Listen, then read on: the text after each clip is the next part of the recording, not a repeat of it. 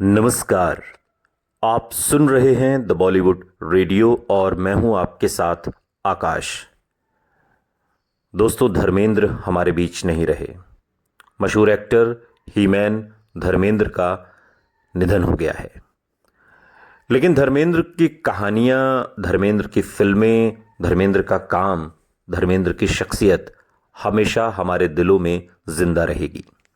धर्मेंद्र जो Hindi cinema lovers की अलग अलग पीढ़ियों के लिए बड़े पर्दे पर मर्दानगी का आइकॉन रहे। पहलवान जैसे तगड़े शरीर की वजह से वो न सिर्फ हिंदी सिनेमा के हीमैन बने बल्कि फैंस को हमेशा इस अवतार में ही वो याद भी रहेंगे।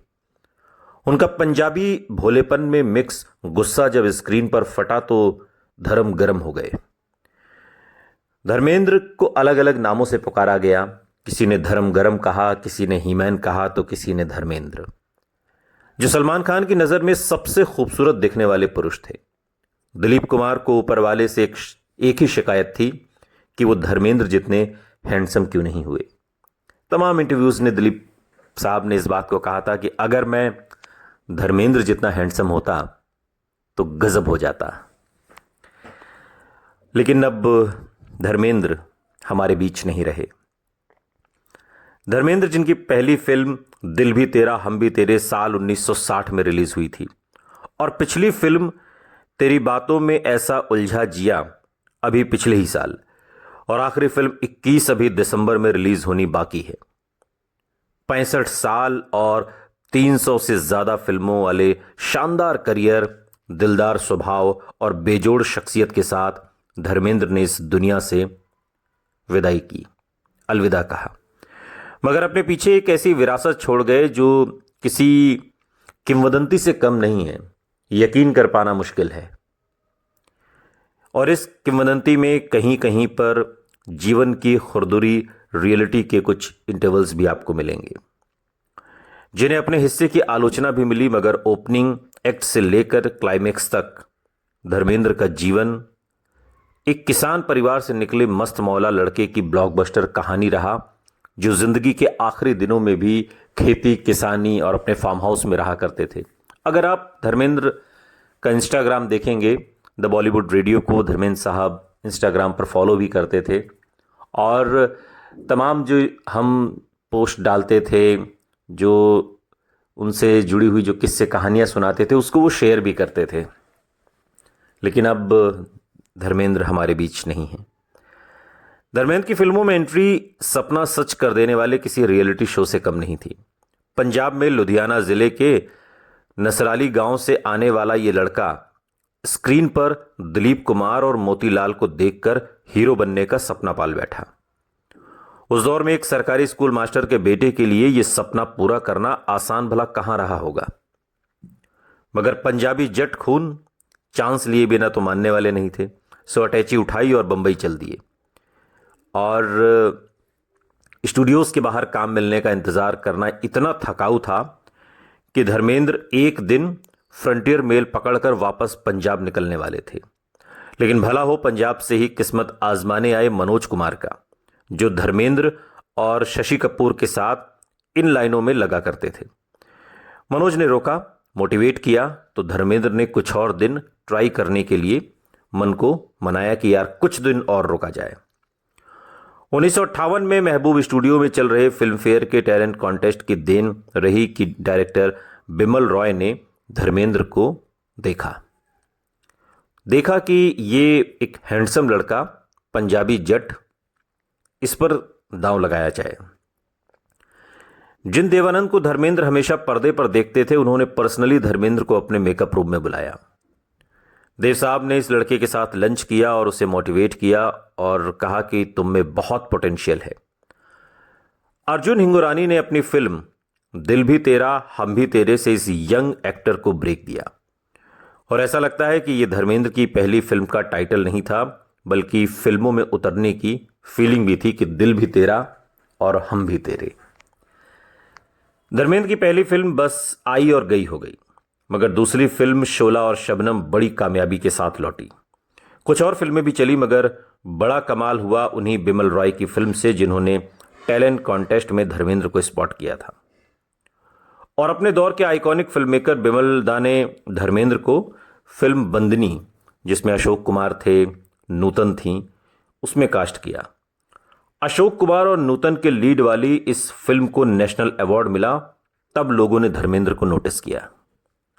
इसके बाद 1964 में आई मिलन की बेला के लिए उन्हें पहली बार फिल्म फेयर अवार्ड्स में नॉमिनेशन मिला और उसी साल आई देश की पहली वॉर ड्रामा फिल्म हकीकत से उन्हें पहचान मिली। 1965 की मल्टी स्टारर फिल्म काजल हिट हुई तो सपोर्टिंग एक्टर धर्मेंद्र को भी इसका फायदा मिला। इसके बाद 1966 में आई फूल और पत्थर, जिसमें धर्मेंद्र ने लीड रोल किया। फिल्म चल निकली और उसी साल धर्मेंद्र की फिल्म देवर, ममता, आए दिन बहार के और अनुपमा भी हिट हुई। नेशनल अवार्ड तो धर्मेंद्र को कभी नहीं मिला, मगर अनुपमा में परफॉर्मेंस के लिए उन्हें अलग से मेंशन मिला। 60 के दशक के आखिरी सालों में स्टार बन चुके धर्मेंद्र के लिए 70 के दशक की शुरुआत सुपर स्टारडम लेकर आई। जीवन मृत्यु फिल्म आई और ये तगड़ी ब्लॉकबस्टर रही। तो वहीं मेरा गांव मेरा देश ने धर्मेंद्र को एक एक्शन स्टार के तौर पर पेश किया और उसके बाद हेमा मालिनी के साथ राजा जानी, सीता और गीता, लोफर, जुगनू, यादों की बारात जैसी तमाम फिल्में आई और ब्लॉकबस्टर रहीं। कहते हैं कि जिस दौर में राजेश खन्ना का सिक्का फिल्म इंडस्ट्री पर चलता था, जिस दौर में यह कहा जाता था कि राजेश खन्ना फिल्म में हैं तो इसका मतलब फिल्म सुपर डुपर हिट है, उस दौर में बड़े से बड़े सितारे, चाहे वो राज कपूर हो, देवानंद हो, राजेंद्र कुमार हो, राजकुमार हो, ये सब, शम्मी कपूर, सब अचानक से ढलान पर चले गए। लेकिन इकलौते धर्मेंद्र ऐसे थे जो राजेश खन्ना की इस आंधी में भी हिले नहीं थे। लगातार उनकी फिल्में आ रही थी और वो फिल्में चल भी रही थीं, सुपर डुपर हिट हो रही थीं। और इनके पीछे पीछे फिल्म आई दोस्त, कहानी किस्मत की, पत्थर और पायल, और कितने नाम लिए जाएं, लंबी फेहरिस्त है धर्मेंद्र, क्योंकि सिर्फ एक्टर नहीं थे, वो एक्टिंग की मशीन थे। एक साल में दर्जन भर फिल्में कर डालते थे, जिनमें आधी से ज्यादा कामयाब होती थीं। और इस कामयाबी के बीच ही साल 1970 में आई तुम हंसी मैं जवां, और इसके सेट पर धर्मेंद्र की मुलाकात हेमा मालिनी से हुई। मोहब्बत की कुछ चिंगारियां यहीं पर उठी थीं, जो 1975 में शोले के आने तक पूरा उफान पर थी। ये फिल्म खुद इंडियन सिनेमा की एक डेफिनेशन बन गई और धर्मेंद्र का किरदार वीरू एक लेजेंड। वो धर्मेंद्र के लिए कुछ बहुत बड़ा साल था। इसमें उन्होंने ऋषिकेश मुखर्जी की चुपके चुपके और प्रतिज्ञा जैसी सुपर हिट्स भी दी। और इस साल उन्हें जो स्टारडम का जो बूस्ट मिला, उसने अगले 1.5 दशक तक उन्हें एक तरीके से रॉकेट बनाए रखा। एक ऐसा रॉकेट जो वक्त साल भर में अपने स्टार बेटों से ज्यादा फिल्में देने लगा।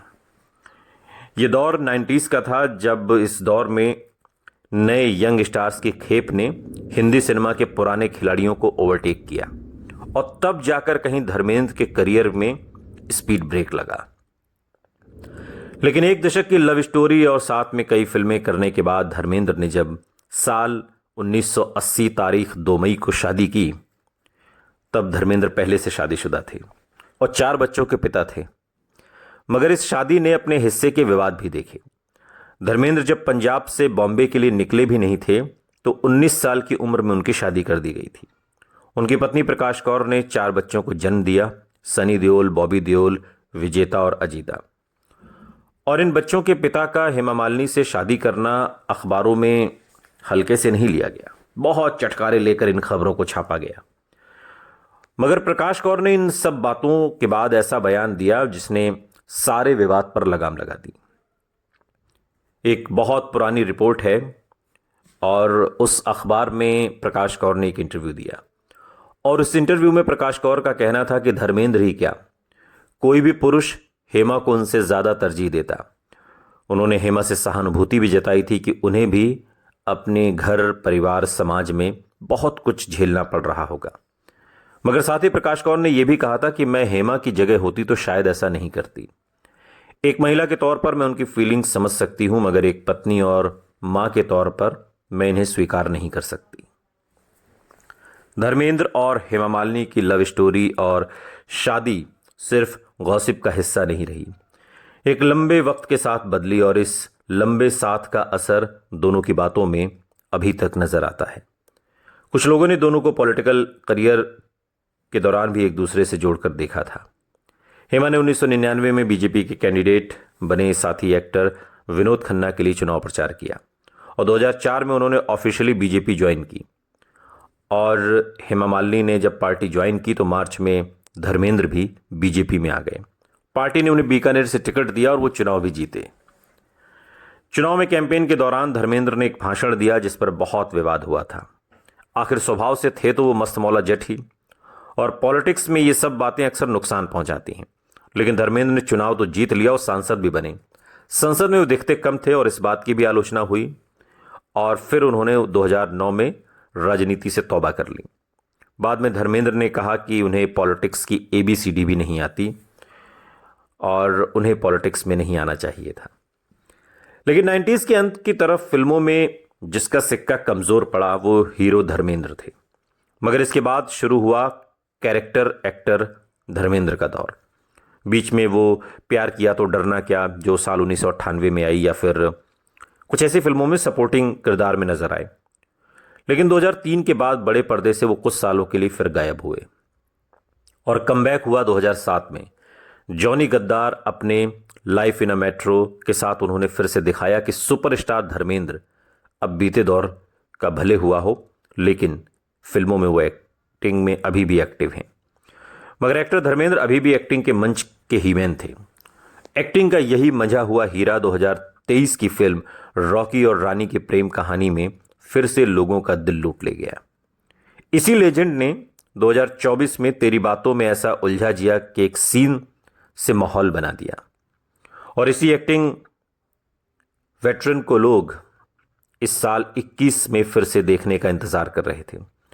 दिसंबर में 21 तो आ जाएगी, मगर अब धर्मेंद्र हमारे बीच कभी नहीं आएंगे। बीते कुछ सालों से वो स्क्रीन पर भले कम दिखते रहे हों, मगर सोशल मीडिया पर वो अपने वीडियोस में खूब दिखते रहे।